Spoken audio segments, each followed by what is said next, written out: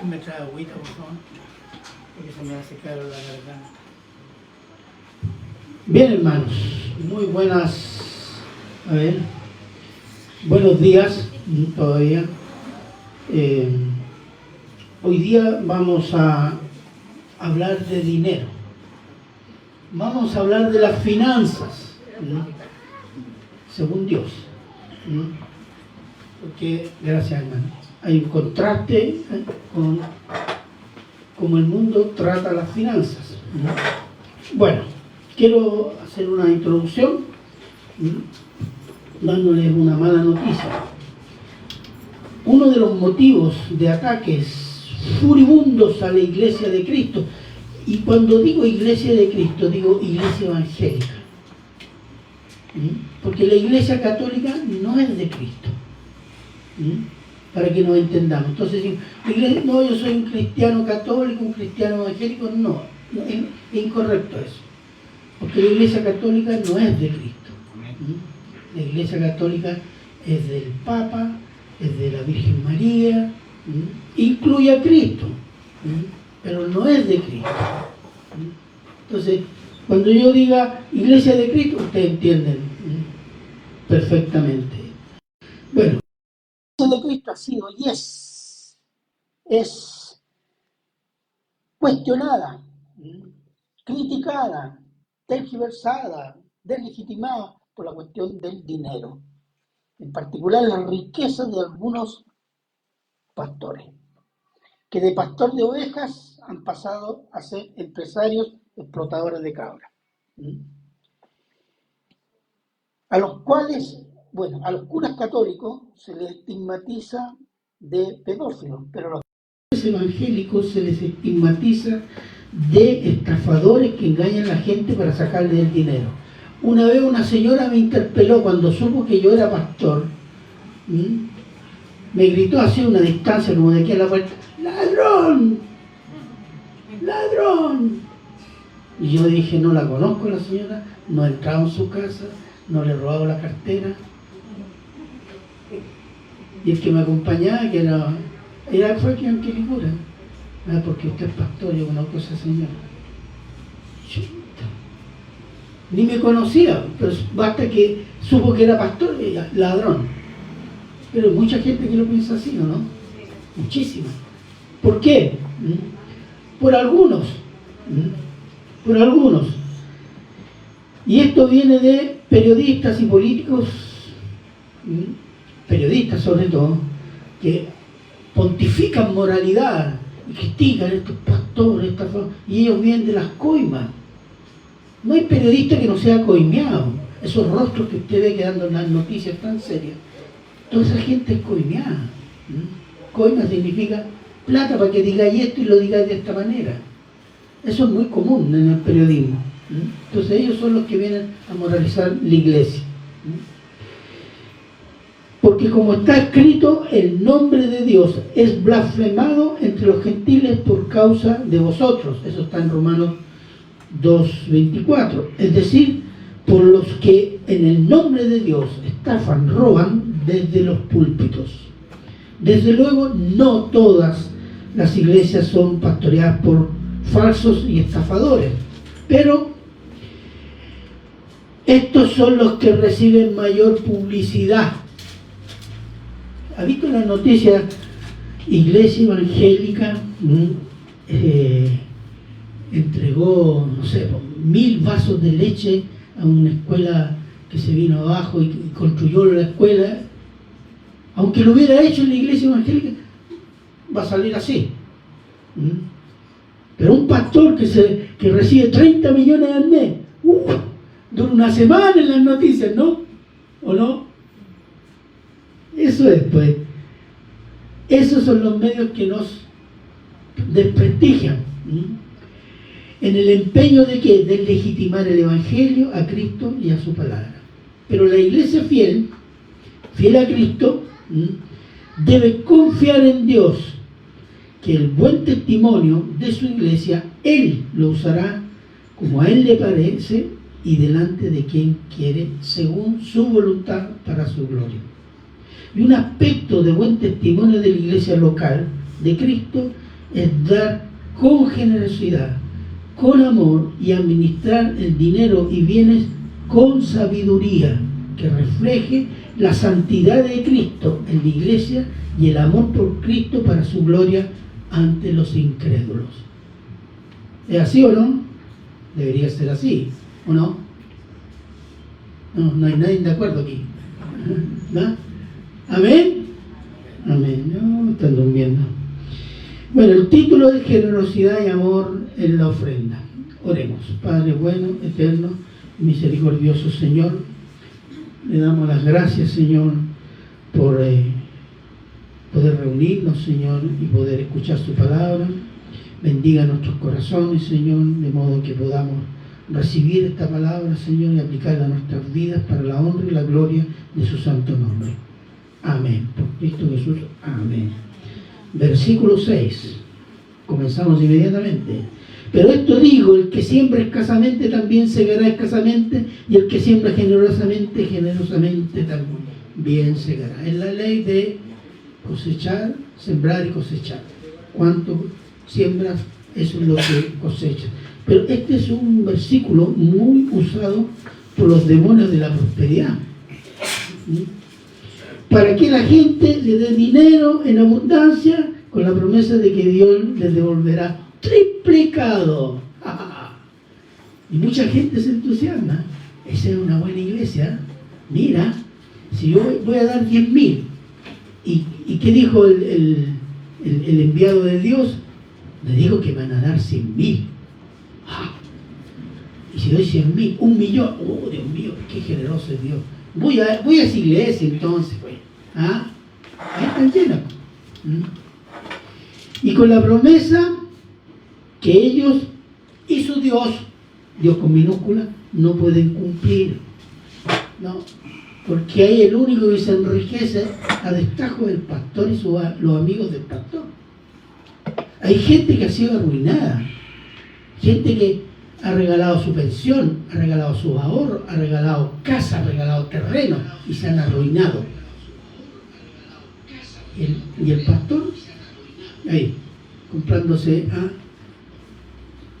corbata italiana, chaqueta Christian Dior, ¿o no? Y 4x4, obviamente, pues, ¿cómo se llama? El ungido por algo. Bueno, es un escándalo y una desgracia, hermanos.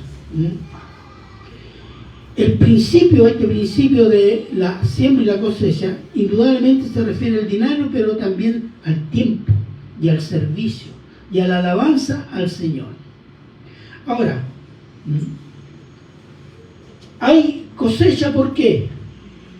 Por sometimiento, porque ofrendar, alabar, servir es señal de sometimiento. Entonces, ¿dónde está la bendición? En el sometimiento, hermanos.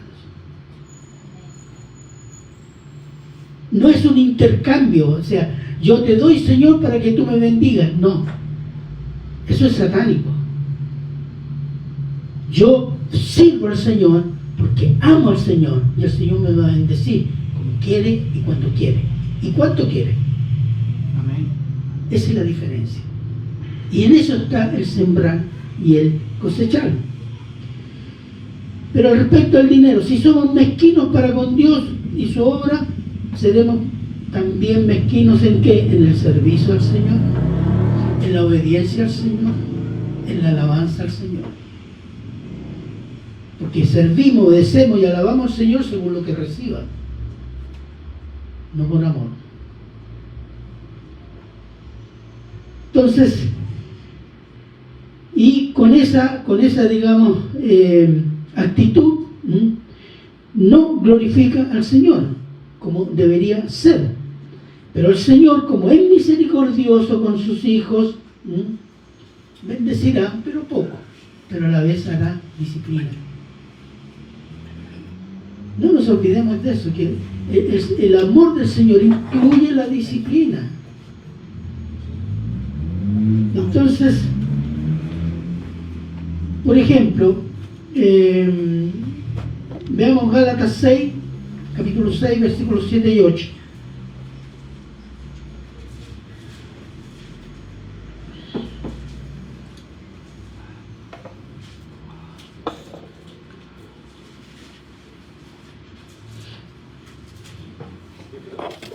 Sí, Gálatas 6, versículos 7 y 8. No os engañéis, Dios no puede ser burlado. Pues todo lo que el hombre sembrare, eso también segará. Porque el que siembra, eso también. Porque el que siembra para su carne, de la carne segará corrupción, mas el que siembra para el espíritu segará vida eterna. Cuando dice Dios no puede ser engañado, así como ofrendas, como sirve, Dios ve tu corazón, cómo sirves. ¿Con qué corazón sirves? Y eso es lo que lo glorifica.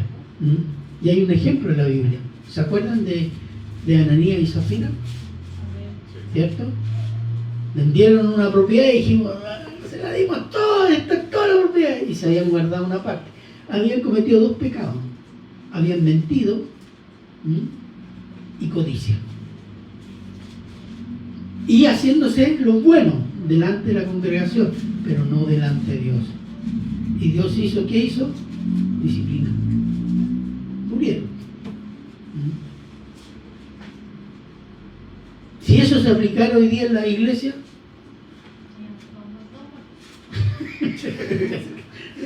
no sea pesimista, hermano.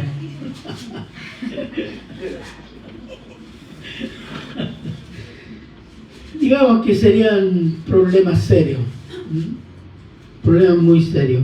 Entonces, le voy a decir algunos datos. Un estudio estadístico realizado en las iglesias evangélicas o cristianas en Estados Unidos, 2018-2019, tira dos datos nomás recogí. Que solo el 12% de los miembros de la iglesia local ofrendaban normalmente y en forma constante. El 12%. Ya. El otro dato. Y el promedio de las ofrendas contadas globalmente era entre el 2 y el 3% de los ingresos.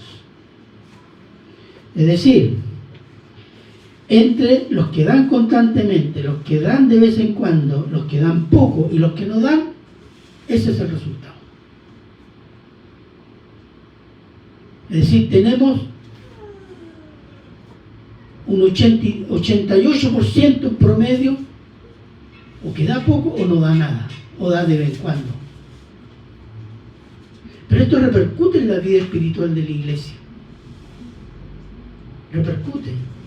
Entonces, ¿Dios puede bendecir esa iglesia? Hay que ver que los que dan con qué corazón dan también. Esa es otra. Estos son datos externos, estadísticos, que ya son malísimos.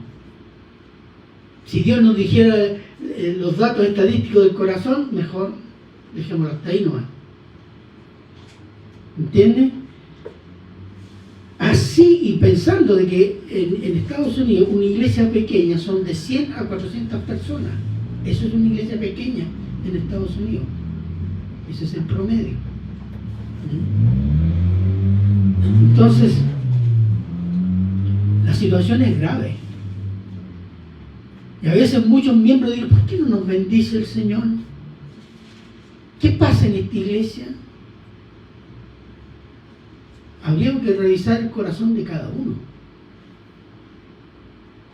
Porque yo no conozco la vida espiritual de todos, ni todos la conocen la mía, ni mutuamente, pero el Señor sí la conoce. Y Él actúa de acuerdo a lo que conoce y está viendo.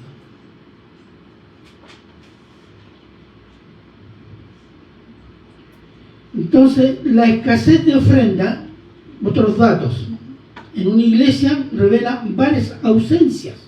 Por ejemplo, vamos a ver, ausencia de sacrificio por el Señor. Marcos 12, 41 al 44, por favor.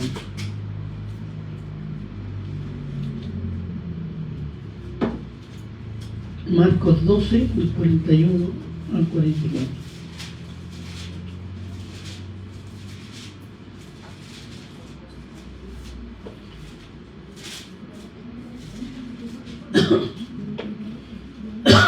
¿Quién lo tiene?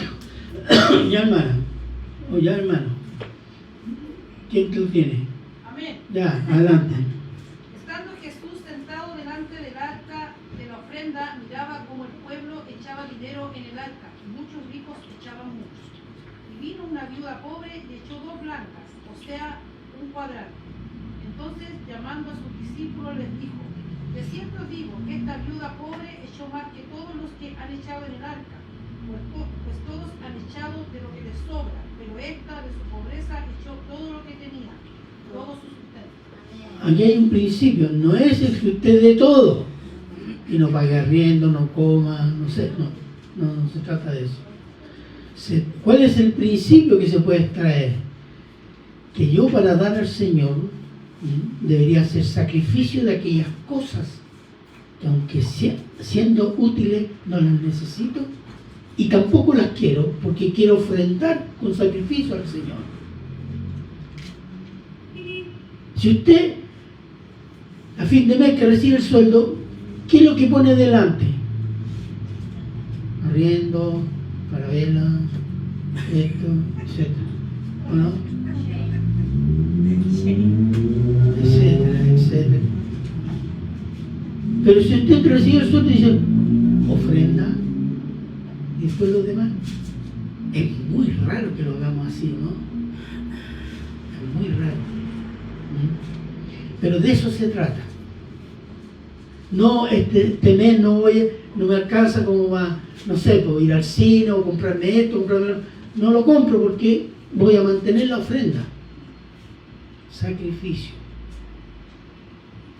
Hoy día, con el culto al dinero, no hay, y si no tengo dinero pido crédito. Se solucionó el problema. Tengo derecho a ser feliz, ¿no? Entonces, no hay sacrificio para dar una ofrenda que glorifique al Señor. ¿Por qué? Porque amamos a nuestro Señor. Hay una ausencia de sacrificio, ausencia de amor, 2 Corintios 8:8.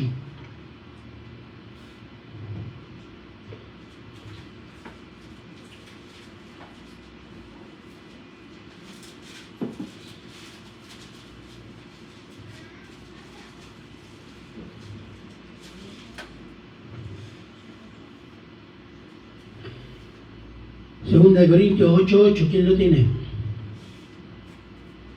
Amén.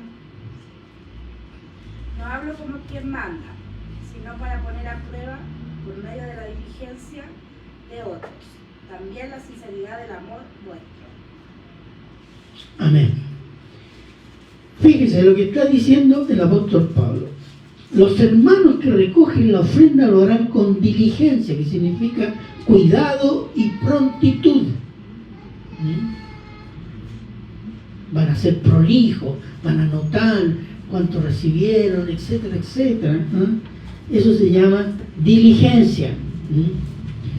Y probará la sinceridad de nuestro amor por nuestros hermanos necesitados. ¿Por qué? Nadie va a poder tener la excusa. Yo no puedo dar porque los hermanos llegaron atrasados. No me notaron, así que yo no doy. ¿Has escuchado eso alguna vez? Lo hemos dicho. No, yo no lo hago porque no llegaron. Entonces, ¿para qué? Yo no voy a hacer el aseo porque no vino nadie más. Yo no voy a predicar porque me dejaron solo. Yo no voy a ofrendar porque el pastor la notó mal. Y no está bien eso. Entonces eso denota que cualquier excusa para mostrar un corazón mezquino. Por eso dice, los hermanos lo harán en forma prolija, diligencia, para que ustedes demuestren su amor con que dan esa ofrenda. A veces nosotros nos damos con, aunque no sea prolijo el hermano, no importa, pero yo doy porque lo doy para el Señor. Porque es mi deber y es mi amor por el Señor. Entonces,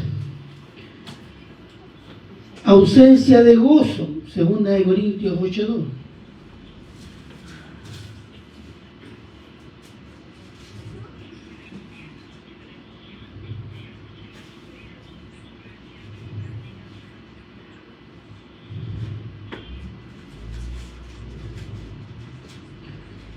Segunda de Corintios 8:2. Amén. Ya. Y en grande prueba de tribulación, la abundancia de su gozo y su profunda pobreza abundaron en riqueza de su generosidad. Fíjese, ¿cuál fue el gozo de ellos? Entregarse a Cristo. Y de ahí provino el gozo de dar. Porque estaban apuntando ese dinero, esa ofrenda para la iglesia de Jerusalén. Pero el gozo de dar viene ¿de dónde? De entregarse a Cristo. Cuando yo no hago eso, yo no tengo gozo en dar, porque estoy pensando que esas 5 luquitas, esas 10 luquitas me podrían haber servido para otra cosa. ¿Se fija? Lo estamos lamentando. Pero cuando tengo me he entregado a Cristo y amo a Cristo, de ofrendar es un gozo, servir es un gozo, obedecer es un gozo, alabarlo es un gozo.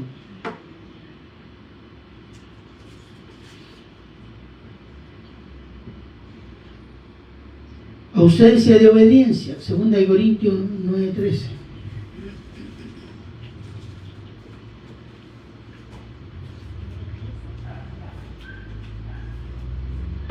Segunda de Corintios 9, versículo 13.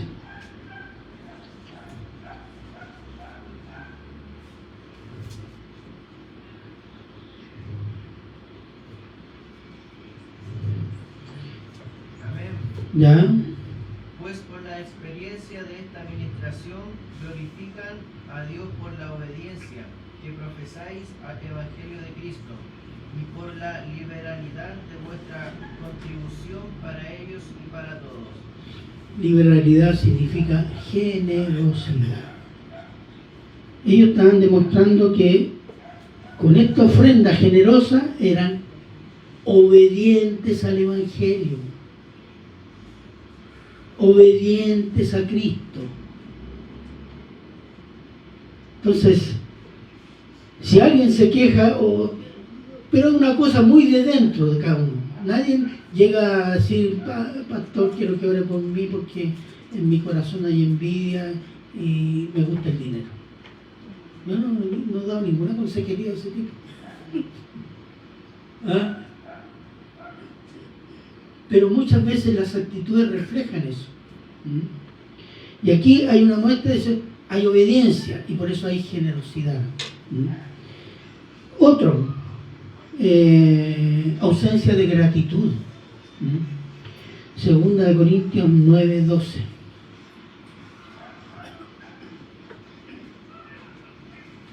Amén. Porque la administración de este servicio no solamente suple lo que a los santos falta, sino que también abunda en muchas acciones de gracia a Dios. Entonces, esto no es solo un servicio para dar lo que necesitan los hermanos, sino que también viene en mi corazón a dar muchas alabanzas de gracia. Gratitud, bendecir al Señor. Porque los corintios, o los macedonios, que eran esa iglesia, pobres que dice que dieron con mucho gozo. ¿Por qué? Porque consideraban un privilegio dar, un privilegio servir al Señor, un privilegio apoyar a los hermanos. Muchas veces para nosotros, voy a llamar hermano, es una carga. Bueno, que algunos hermanos son cargantes, ¿sí? Pero no hay ese corazón. Puede ser con otra iglesia, con algunos hermanos no sé. Pero tenemos que entender eso, que hay una señal. Esta cuestión de la ofrenda, si uno la estudia en detalle, revela muchos aspectos de nuestro corazón en relación con Dios, en relación de nuestro amor, nuestro servicio, nuestra alabanza, nuestra fe. Por último, ofrendar poco es presencia de pereza. Y pereza en dos sentidos. Hay una pereza espiritual. que da flojera para leer la Biblia, flojera para orar, flojera para ir a la iglesia, flojera para todo. Y eso se traduce también en pereza para ofrendar. Y hay otros casos de hermanos que no trabajan y viven pidiendo prestado a los hermanos. Yo supe de un caso en la iglesia de Recoleta. Ese le debía a todo el mundo, pero vivía de eso. ¿Entiendes? Estaba acostumbrado porque ya había pasado por varias iglesias. Es un caso extremo, pero está también la pereza espiritual. Entonces, ¿eso a qué contribuye? A que no ofrendemos poco. ¿Por qué? Porque amamos nuestra pereza, pues, nuestra comodidad, nuestro estar bien, etc. Veamos Efesios 4:28.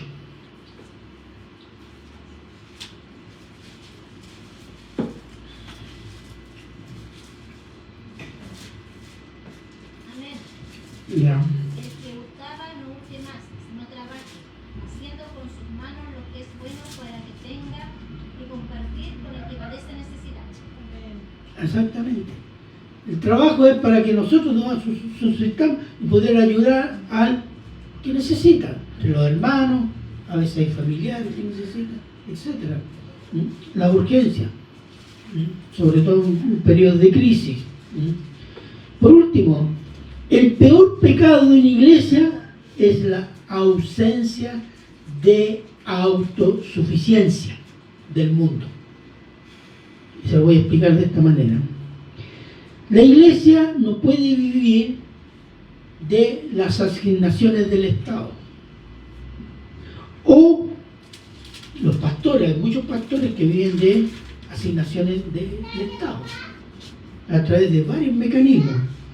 Préstamos de instituciones de Estado a costo cero. Eso pasa a ser una iglesia que depende del Estado. Y cuando una iglesia depende del Estado, está obligada a ser la iglesia del gobierno y hacer la política y bendecir la política del gobierno de turno, sea cual sea. Eso sucede con la iglesia católica, eso sucede con la iglesia luterana en Europa, sucede con la iglesia reformada en Europa del Norte,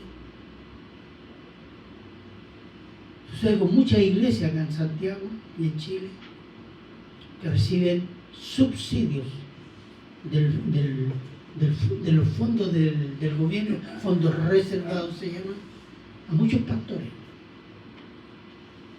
donde financia sus becas para sus hijos. Entonces ya el pastor y la iglesia ya no dependen de Cristo, dependen de papá Estado. Entonces ya no es iglesia de Cristo, es iglesia del gobierno de turno o del presidente que salga elegido. Eso es corromper la iglesia. Por eso la iglesia debe ser autosuficiente. ¿Y eso qué significa? Significa que los miembros de la iglesia deben sostener su iglesia. Por amor, no al pastor, por amor a Dios, por amor al Señor, por amor a Cristo, por amor entre nosotros, por amor entre los hermanos. Y que no signifique que el día que no estamos de acuerdo con el gobierno nos cortan todo ya y nos vamos para la casa porque no tenemos más medios. No. Nosotros dependemos de Dios, que es el dueño de toda riqueza. Tenemos que partir de ese principio. Y eso es lo que nos debe impulsar a ¿qué? A ser una iglesia autosuficiente.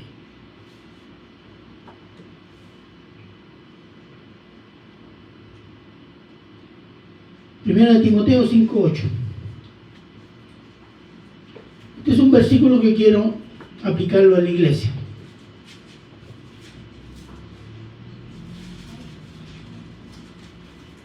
Amén. Léalo, por favor.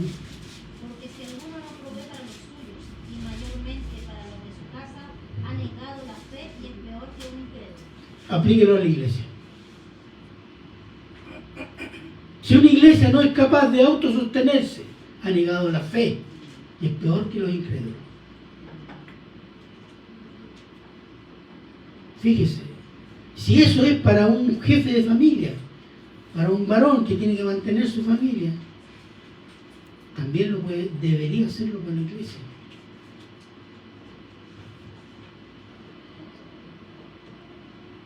Existe una actitud inmadura en la iglesia. Yo no sé si mayoritaria o minoritaria, pero yo la he visto. Y las cifras que dan los gringos, porque son muy buenos para hacer encuestas y estadísticas, son esas, y no deben andar lejos las de Chile. Hay algo que, una actitud digamos, de una buena cantidad de hermanos. ¿Cuál es? Que van a las iglesias cada domingo a buscar la bendición, pero no a servir, pero no a alabar con gozo, no a comprometerse, no. Y hay gente que vive años así. Y hay gente que da vuelta a iglesia, no, porque en esta iglesia ya no hay bendición, así que me voy a otra iglesia.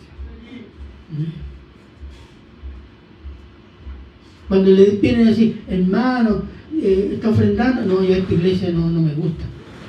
Hermanos, fíjense que hay que salir a evangelizar. Sí, pero no siempre. Yo por ahora voy a hacer, pero no siempre. Entonces, no, esta iglesia está fome, me voy a otra iglesia. Bueno, hay gente que ha dado vuelta a toda la iglesia de Santiago, hermano. No lo crea. Entonces, son como los ciudadanos posmodernos. ¿Cómo son los ciudadanos posmodernos? ¿Conocen los ciudadanos posmodernos? ¿Ah? Son como los niños. Piden derecho a esto, pero nunca responsabilidades y deberes.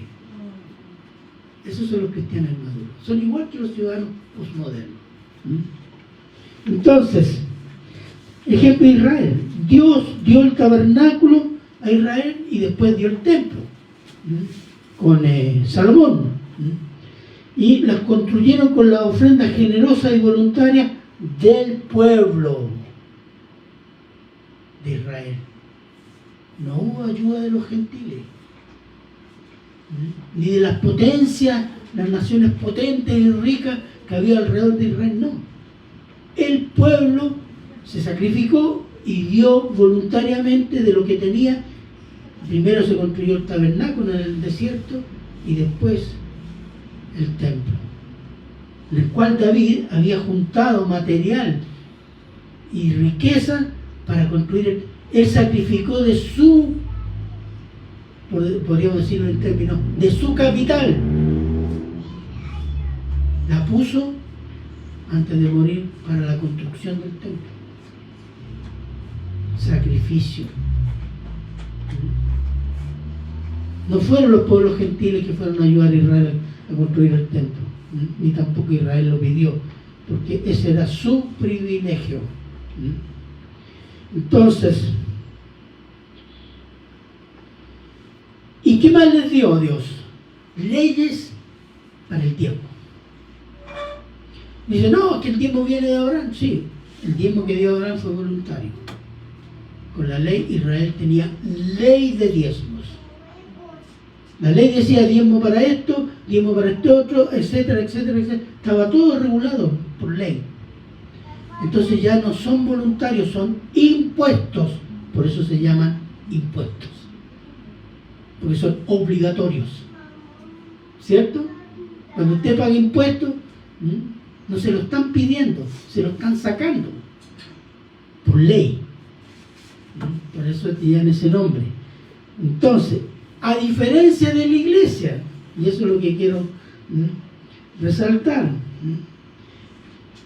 después de la obra de Cristo, que cumple a totalidad la ley mosaica, el pueblo de Dios hoy, de toda nación, de toda lengua, tiene el Espíritu Santo viviendo en cada uno de ellos y de nosotros, ¿o no? Amén, amén. Siendo nuestros cuerpos el tabernáculo de Dios, porque es la morada del Espíritu Santo. De modo que el cristiano puede congregarse en cualquier lugar, en casa, en campo, en catacumba, porque nosotros somos el templo. Esa es la diferencia. Miren lo que dijo Cristo, Juan 4, 20, 23.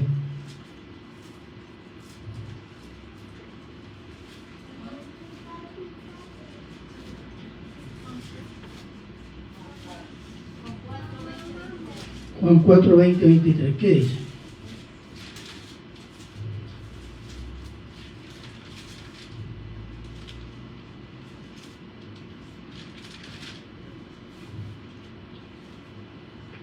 Juan 4, 20, 23. ¿Qué dice?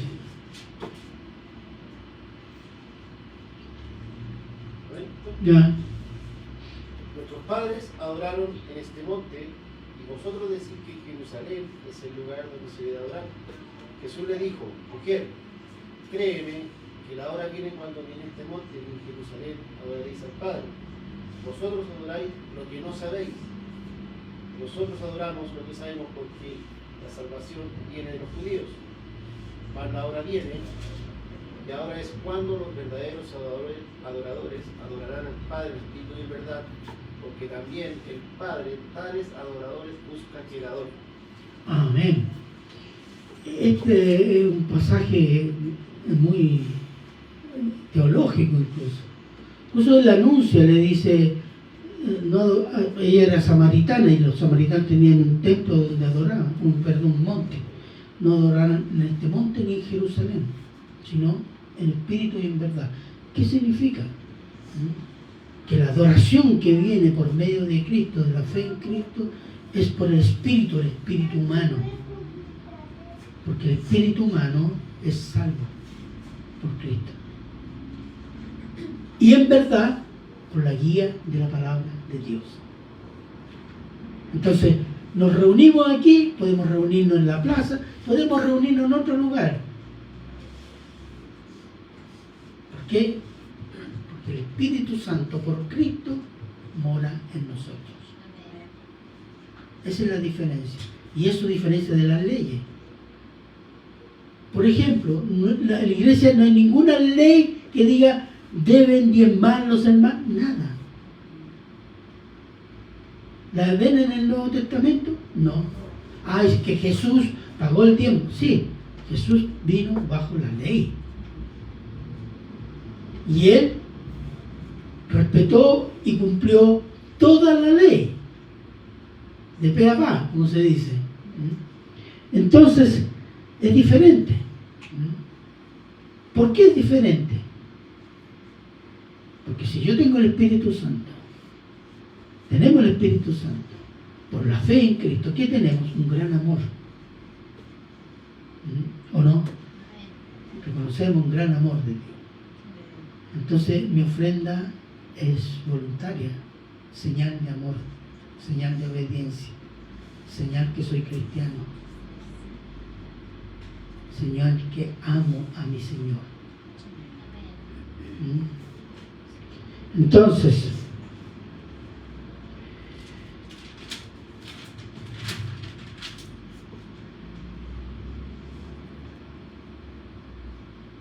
y si es por amor, de ahí pasamos al versículo 7, que dice: cada uno dé como propuso en su corazón, no con tristeza ni por necesidad, porque Dios ama al dador alegre.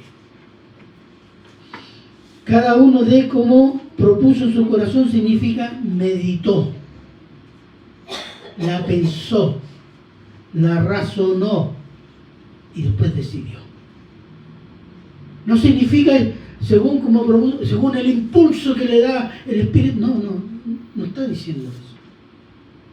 Porque un día domingo puedo tener el impulso, pero después los domingos de todo el resto del año no me da el impulso. Entonces, dice, como propuso, como lo meditó, como lo razonó. ¿Y lo tiene que razonar en base a qué? ¿A lo que tiene? No. En base a su relación con el Señor. A las bendiciones que ha recibido en un día, no, eternamente. Nosotros somos bendecidos eternamente, hermano. Somos bendecidos, salvados para vida eterna. Todas esas cosas deben llevarse en la mente para decir, esto voy a dar a mi Señor. Entonces dice,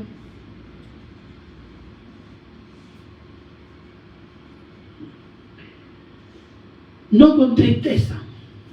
¿Qué significa no con tristeza? Es con reserva. Es cuando uno tiene un cocodrilo en el bolsillo de la billetera. No lo puedo sacar. Sí, mira ahí el Arturo Price. Adiós. ¿Ah? Muchas veces damos con un corazón así. Y damos por obligación. Para que los hermanos no digan nada, para que el Señor me bendiga. Bueno, ya cumplí con el Señor, así que ya me olvido este asunto. Hay formalidad. Entonces cuando dice, versículo 7, con tristeza ni por necesidad, obligación. Porque a veces algunos decían, bueno, en otras iglesias todos dan, sí, pero escuche bien lo que hacen algunos pastores. Si tú no das, estás robando, vas a perder la salvación. ¿Y qué hace uno? Mira, ya vamos ofrendando. O lo expone públicamente. Porque hay pastores que hacen las listas. Estos no han pagado el diezmo. Y todo, pecado. Lo avergüenzan. Así todos dan. Todos dan. ¿Pero es voluntario? La iglesia seguramente tiene muchos problemas resueltos, pero ¿sabe que hay un problema no resuelto? No hay gloria para Cristo. Porque la ofrenda es generosa y voluntaria, que habla de ¿qué? De amor. Y si es así, de esa manera, obligado, no hay amor. En la obligación no hay amor, pues, hermano. ¿O no? Entonces, a veces nosotros nos equivocamos pensando que ya ofrendé, aunque de mala gana, pero ya cumplí, pero no hay honra para el Señor. Y a veces nosotros pensamos que tenemos que recibir la bendición. Entonces estamos haciendo un trato, una negociación con Dios. No. Si Dios, porque es generoso, Él me bendecirá como Él quiere. Y eso es lo que nos debe motivar. ¿Cuál? Amar a Cristo. Y yo ofrendo porque amo a Cristo. Porque quiero bendecir su obra, quiero bendecir a los hermanos. Quiero que Él se glorifique en esto. Por eso dice, nadie puede engañar a Dios, porque ¿con qué corazón damos?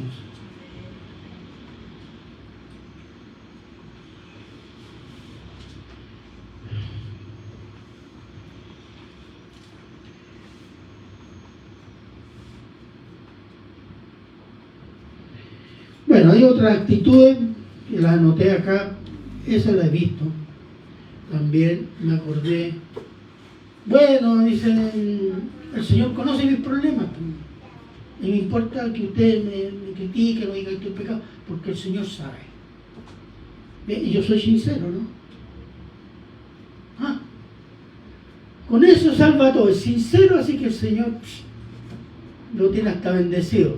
No, la sinceridad en confesar el mal de esa forma es un desafío a los hermanos y a Dios.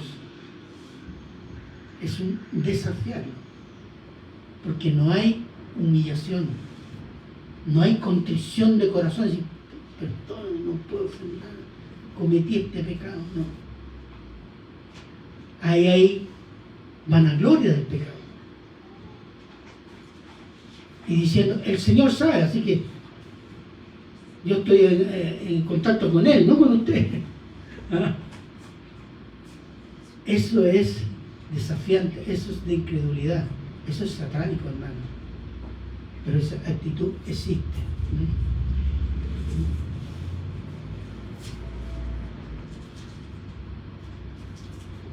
Bueno, para ir concluyendo.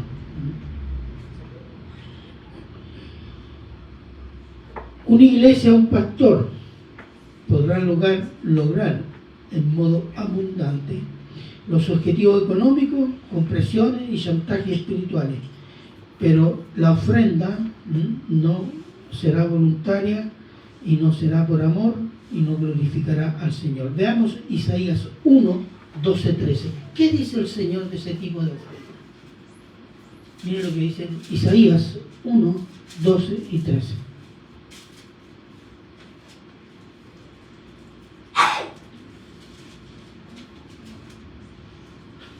Amén. Ya, 1, 12 y 13. 12 y 13. Ya. ¿Quién te manda esto de vuestras manos cuando venís a presentaros delante de mí para hollar mis atrios? No me traigáis más vana ofrenda, el incienso me es abominación. Luna nueva y día de reposo, el convocar asambleas no lo puedo sufrir, son iniquidad vuestras fiestas solemnes. Me tienen hasta aquí su sacrificio. ¿Por qué? Porque cumplen la ley, pero sus corazones, ¿dónde están? No están cumpliendo las otras partes. Es como decir, estoy aburrido que vengáis todos los domingos, pero el día lunes te comportáis como incrédulo hasta el domingo a las 6 de la mañana. Entonces la ofrenda, si no es con un corazón de amor, por la santidad y por lo que es Jesucristo, no lo honra, la abomina. Es decir, le da asco. Entonces, por amor no hay gloria para el Señor. Pues, sin amor no hay gloria para el Señor, porque la ofrenda es una alabanza, hermanos, de gratitud y amor a nuestro Señor y Salvador. La ofrenda no es una negociación de tú a tú con Dios. Es un alabar al Señor. Reconocer que dependemos de Él. Gratitud, amor, obediencia, sometimiento, gozo.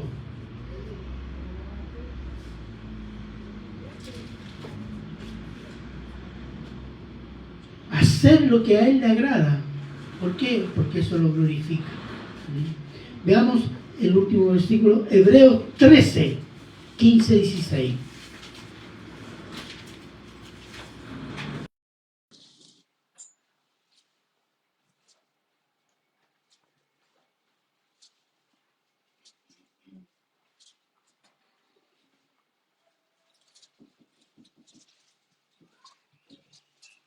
Hebreos 13, 15, 16. ¿Quién lo tiene? Amén. Ya. Así que ofrezcamos siempre a Dios por medio de Él sacrificio de alabanza, es decir, fruto de labios que confiesan su nombre. Y de hacer bien y de la ayuda mutua no os olvidéis, porque de tales sacrificios se agrada a Dios. Sacrificio de alabanza, gratitud, ofrendar, ayudar al hermano. ¿Qué hace Dios? Dios se agrada. Dios se agrada y ama al dador alegre. ¿Por qué ama al dador alegre?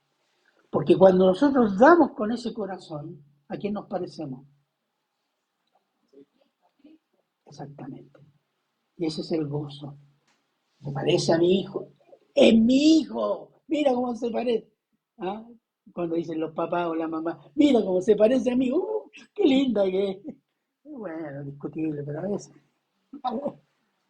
¿Ah? ¿Se fija? Eso es. Por eso Dios ama al dador alegre. ¿Por qué? Porque Dios ama y da de esa manera. Siempre citamos Juan 3:16. Porque de tal manera Dios, no, amó Dios.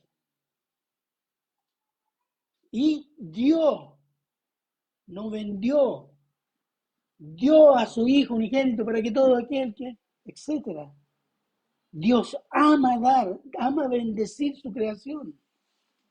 Entonces, cuando hay un cristiano, un hijo de Dios, que ama y da de esa manera, Dios se glorifica y lo bendice.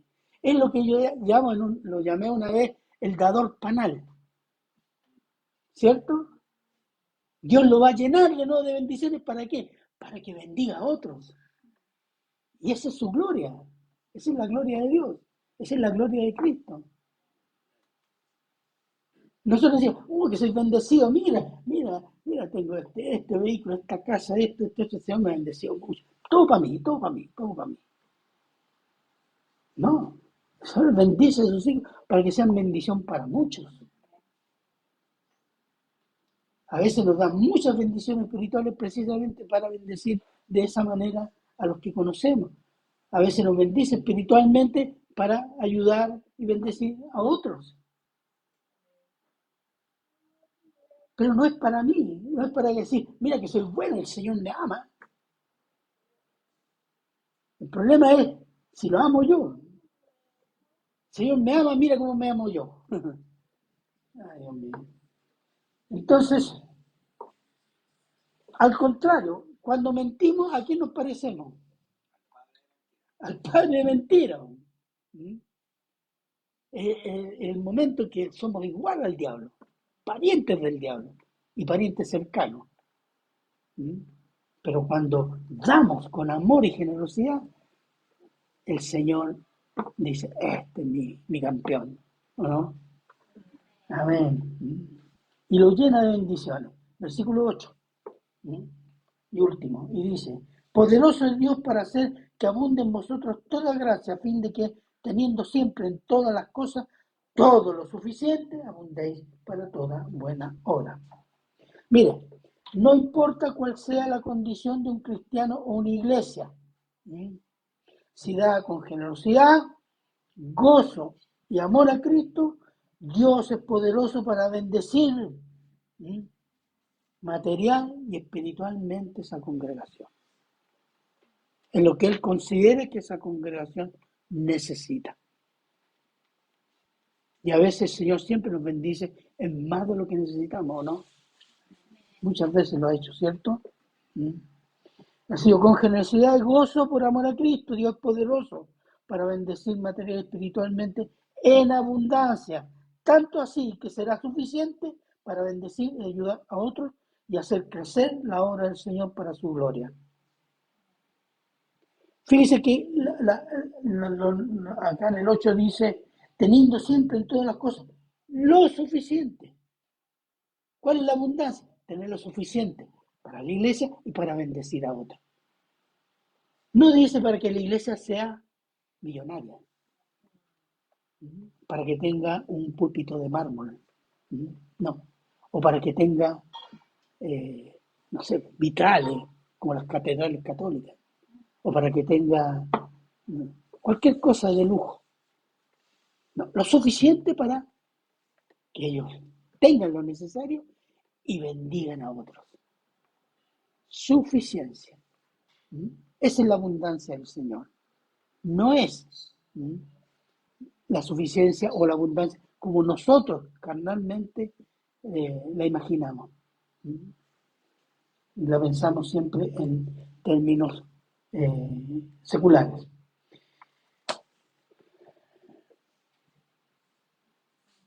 Cerrando. Esto debería llamar a examinarnos cada uno cómo está ofrendando. Con generosidad, con amor, tiene gozo, tiene dificultades. ¿Qué hay en su carne que le está gobernando sus pensamientos, su voluntad, que no le permite dar como el Señor le gustaría que diera? A veces decimos, no, es que tengo poca plata. No, si el Señor no le está exigiendo de lo que tiene, ofrenda. Sea poco, sea mucho. Porque hay gente que dice, no, yo voy a tener esta pega, voy a ganar 2 millones, ahí sí que voy a ofrendar. No, mentira. Si no ofrendó en lo poco, tampoco va a ofrendar en lo mucho. Entonces, y es un buen momento para examinarnos eso. Porque decirle, hermano, esta iglesia ha tenido serias dificultades económicas, periodos muy serios. Y eso cuestiona qué cosa. La vida espiritual de la iglesia y de cada uno de los miembros de la iglesia. Yo a veces pienso que la mayoría venía a buscar la bendición, como describí en delante, pero no a servir, no a ofrendar, no a dar gloria a Dios. Quiero que el Señor me bendiga. No es una cosa que se dice, es una actitud. ¿Mm? Entonces es un buen momento para que cada uno de nosotros, esto nos incluye a todos, meditar sobre cómo estamos dando, cómo estamos sirviendo al Señor. Si queremos que esta iglesia, que seamos 20, 30, 40, lo que sea, proyectar la gloria de Cristo, la santidad de Cristo, eso parte de nosotros, hermano, no parte del pastor. Por lo menos, no solo del pastor. Hay una tarea para cada uno. Y hay tareas que son para todos, pastores y miembros de la iglesia. Así que, hermanos, mediten esto. Si queremos crecer, uno de los aspectos de crecer es cómo damos, cómo administramos el dinero. ¿Para qué? Para la honra de Cristo. A veces digan, no, esta iglesia no hay bendición. Bueno, posiblemente sí.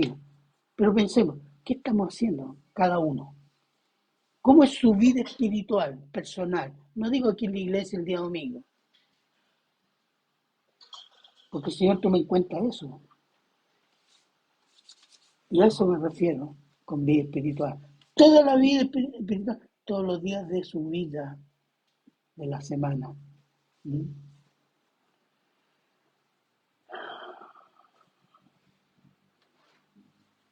Tenemos que partir pensando, fijar un pensamiento, uno solo.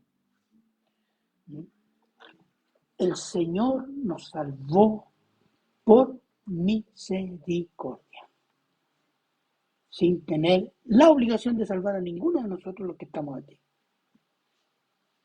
Y si no nos salvaba, el Señor seguía siendo bueno y perfecto y santo.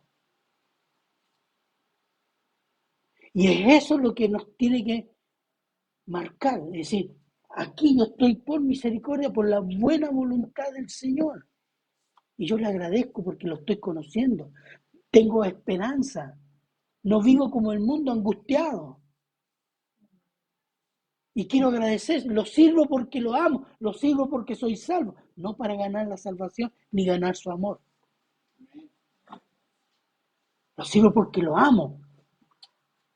Lo sirvo porque Él me hace feliz salvándome, porque me salvó para vida eterna. Yo creo que eso tiene que estar en su mente y en su corazón. Medítelo y órelo.